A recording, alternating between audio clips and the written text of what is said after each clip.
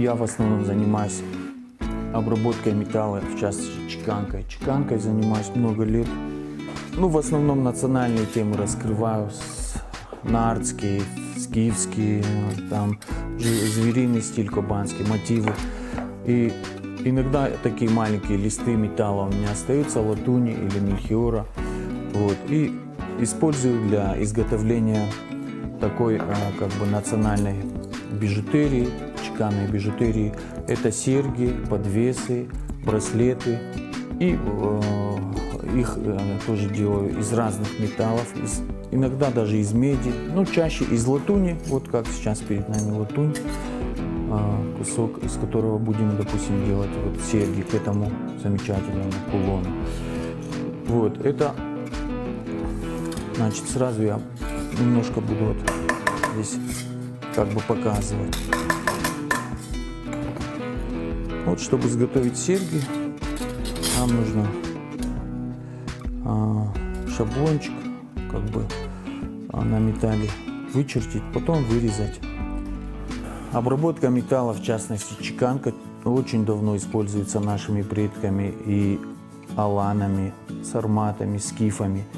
Вот все курганы, где находится скифское золото, скифское литье, находятся такие фрагменты, ну, которые напрямую как бы говорят о том, что это все у нас было, обработка металла, декорирование щитов, акинаков, мечей, даже колчанов, где вот лук и стрелы находятся. И естественно, женщины всегда хотели украшать себя, независимо, это были аланки, амазонки или это сарматки были, скифянки. Они все хотели быть красивыми, они все использовали ювелиров, таких мастеров, которые делали такие вещи, и чеканы, и литы, и много золотых изделий находят до сих пор в курганах на Алтае, Казахстане, вот курганы скифские многие есть, где находят до сих пор, уже найденные, но еще до сих пор находят вещи, которые служили украшениями для аланских, скифских женщин. Вот. И я в своем как бы вот таком маленьком творчестве использую где-то и мотивы старые, скифские, где-то просто на солярных знаках строю вот свою орнаментику. Допустим, что-то современное вношу, вот, допустим, вот это знак вечного движения на созидание. То есть как свастика, другими словами. И мне хочется, чтобы молодежь наша, даже хотя бы вот через такие вещи, немножко возвращалась в хорошем смысле к тому, что культуре, которая уже заложена нашими предками. То есть это у нас в генах, это у нас в информации, которую мы приняли от старших, от пращуров. И хочется, чтобы это никуда не девалось, чтобы это как бы использовалось на благо и в быту, и украшала, и приносила радость, ну, как-то людям тоже. Вот сейчас сережечки мы вырезали такую как заготовочку, и уже ее можно обрабатывать, можно ее немножко и напильником там подточить, чтобы края чуть-чуть не задевали, чтобы гладко так носилась. Я ее наношу рисунок, который нам нужен. Очерчиваю какие-то уже контуры, чтобы мне легче было наносить рисунок.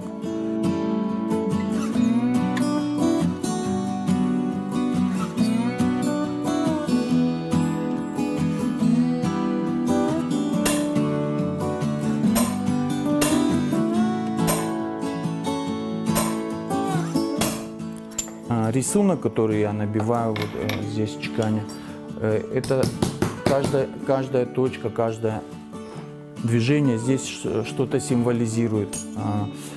Случайных ударов тут нету. Тут в основном здесь используются солярные символы, которые раньше в древние времена тоже использовались, служили как защиты, как обереги, как амулеты, которые использовали и воины аланские.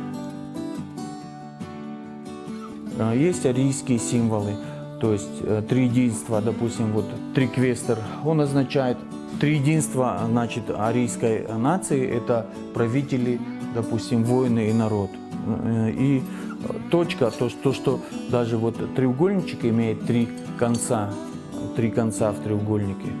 Это говорит об этом триединстве. В итоге я добавляю, конечно, просто орнаментику осетинскую, которая служит как декорирует вещь. И из этого создается уже какое-то законченное изделие, которое приятно не просто там посмотреть на это, но еще и надеть в быту и как бы носить. Вот. Изготавливать вот эти, значит, чеканную бижутерию маленькую я начал. Меня вдохновило как-то поход в музей, у меня был в национальный музей, и там наряду с костюмами я какие-то вот украшения отметил для себя, выполненные вот в таком чеканном стиле. И мне подумалось, почему бы не использовать мои небольшие куски металла, остатки от больших чеканок, от панно, которыми я в основном занимаюсь, и не задействовать, не использовать для изготовления вот таких небольших, допустим, серег, подвес, браслетов, украшений женских.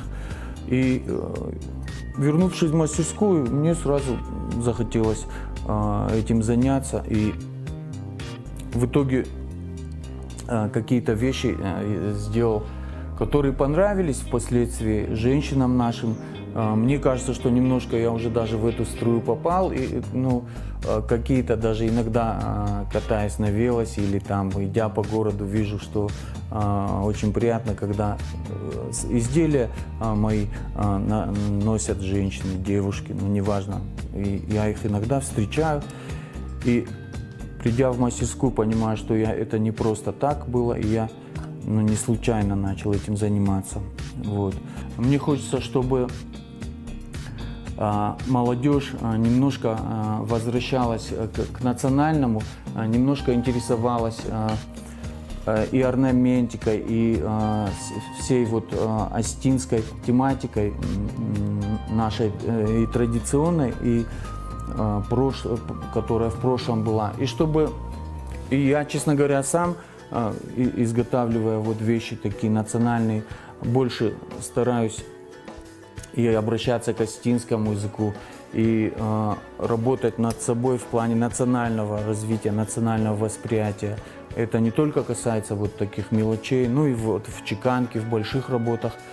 У нас очень большая база и орнаментика, и в плане декоративно-прикладного искусства у осетин очень широкие и дерево, и металл, и обработка ткани, и вышивка, шитье. То есть очень большая такая есть как бы основа для развития его дальше, для как бы популяризации именно национального осетинского и осетинских традиций, и языка тоже в том числе. Вот. И я думаю, немножко какую-то свою маленькую лепту я вношу вот в это своими как бы небольшими изделиями. Вот. И когда я это чувствую, мне приятно, мне хочется этим и дальше заниматься, и хочется как бы развивать это в себе и в своих изделиях, идти дальше. Хочется вот что-то новое как бы вносить. И мне кажется, какой бы ни был человек на сегодняшний день современный, какой бы передовой ни был, новаторский, и сейчас интернет позволяет следить вообще за всем, что происходит в мире, но мы не имеем права утрачивать свои корни, потому что это как ствол, как основа дерева, его корень. От него никуда ты не денешься, это будет всегда в тебе. И это нельзя не то что утрачивать, это надо развивать и обогащать свое. Любой человек, он индивидуален. Также и национальность имеет свои корни, имеет свои традиции. И мы это не должны утрачивать, иначе мы просто пропадем как этнос, да. Вот. И когда я узнаю, что вот интересовались люди приезжие, иностранцы или из далеких каких-то уголков нашей страны большой, мне приятно вдвойне, что вот моя вещь где-то будет кого-то радовать на другом конце вообще земли. Вот. И это очень отрадно бывает слушать. Вот.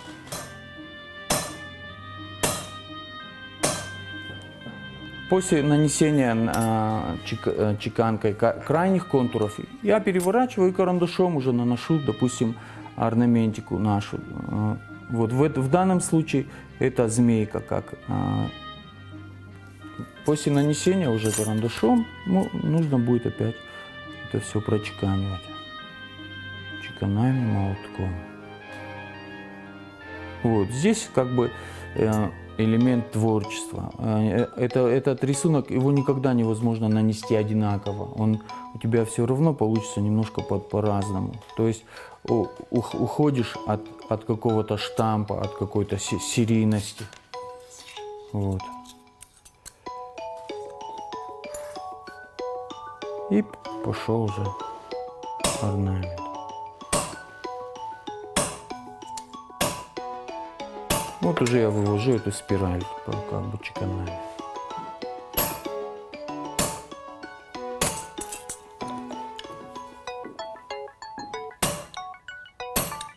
Вот изображение мы получили спирали. Здесь еще с этой наносим как бы такое обогащение небольшое. Это треугольнички. Для этого молоточек потяжелее. Берем. Так.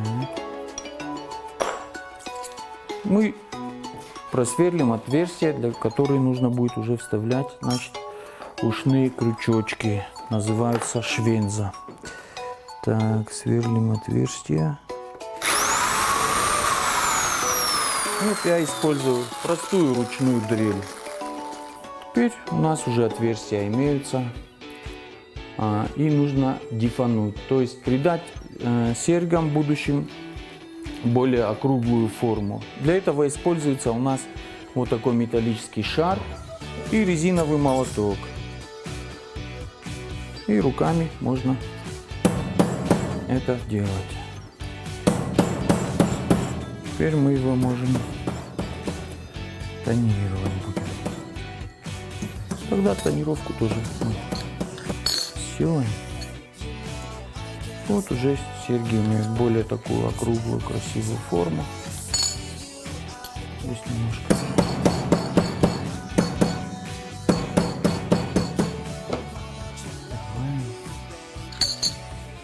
Так. Теперь нужно их затонировать азотно-кислым серебром. Это азотная кислота плюс чистое серебро, растворенное в нем частицы серебра. Вот. Но так как основа азотная кислота, мы сделаем это на улице. Для этого нужна нам кислота, кисточка и пинцетик. Такая у меня специальная дощечка, я ее выношу на улицу. И вот здесь у меня на порожике я выхожу и тонирую.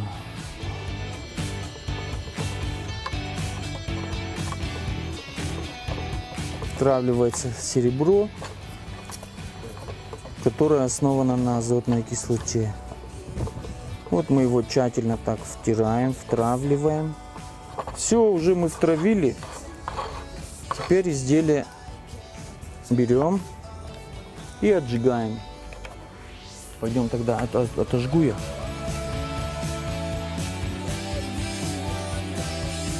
Нужно будет отжечь, чтобы уже кислота втравилась и лишнее выгорает. Вот для этого у меня есть здесь такой огнеупорный кирпич. Вот газовая обычная горелка используется. И я до черна отжигаю.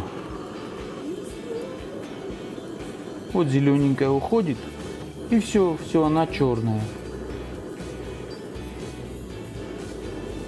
Все, потом изделие остывает и снимается уже лишнее. Дальше полируется Вот у нас двухтактный моторчик полировальный, советский еще. Вот на первом скорости мы ее делаем, значит, обрабатываем резиночкой, снимаем лишнее.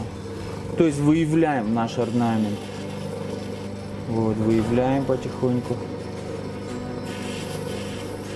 Начинаем с контура.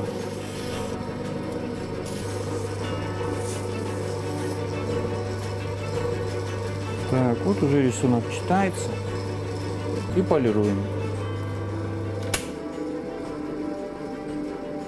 На второй, уже на более такой скорости.